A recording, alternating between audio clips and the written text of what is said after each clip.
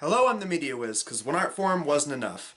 So, I was going to talk about Bad Santa 2, which a lot of people hate, but I actually kind of like. Shut up!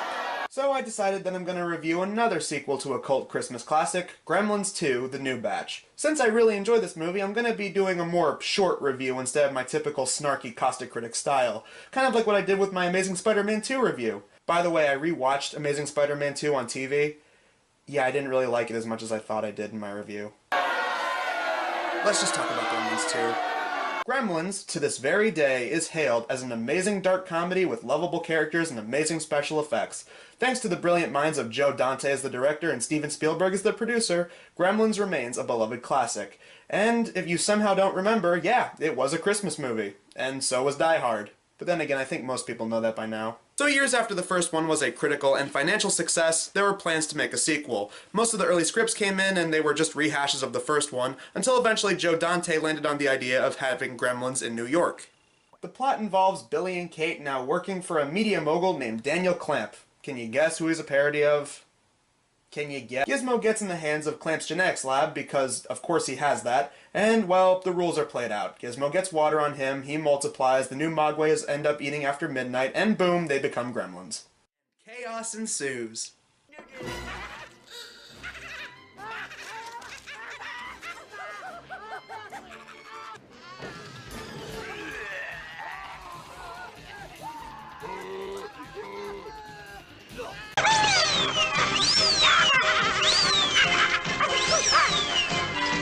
As for the characters, Gizmo is still adorable, and I like the fact that they kind of gave him some more badass stuff to do, like imitate Rambo of all things.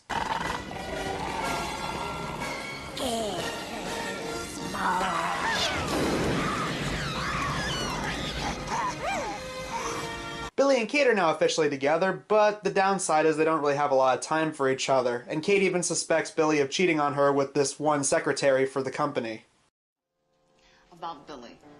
Nothing happened. I asked him out to dinner. It was strictly business. All right, it wasn't totally, completely, absolutely business, I'll be honest with you. It'll be a cathartic, openness thing. I did have designs on him. I didn't get to first base, okay? It'll do.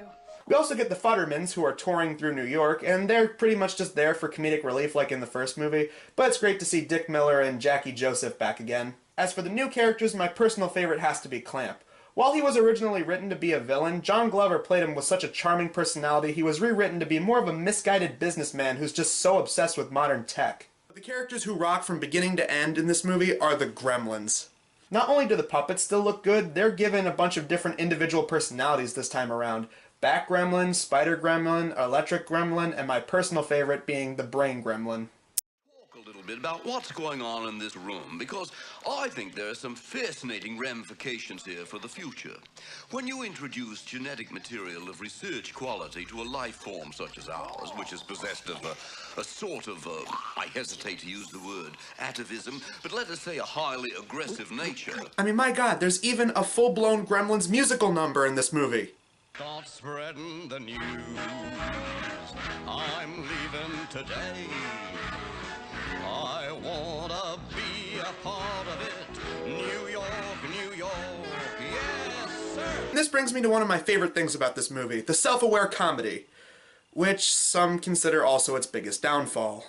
Now, while the first one started with a more subtle, slow build-up to the Gremlin insanity, this one begins with a Looney Tunes short at the very beginning, and it just gets crazier from there. You have them making fun of the rules in the first movie, Leonard Maltin is attacked for giving the first movie a negative review, the Gremlins interrupt the movie and Hulk Hogan has to intervene. Do you think the Grimsters can stand up to the Hulkster?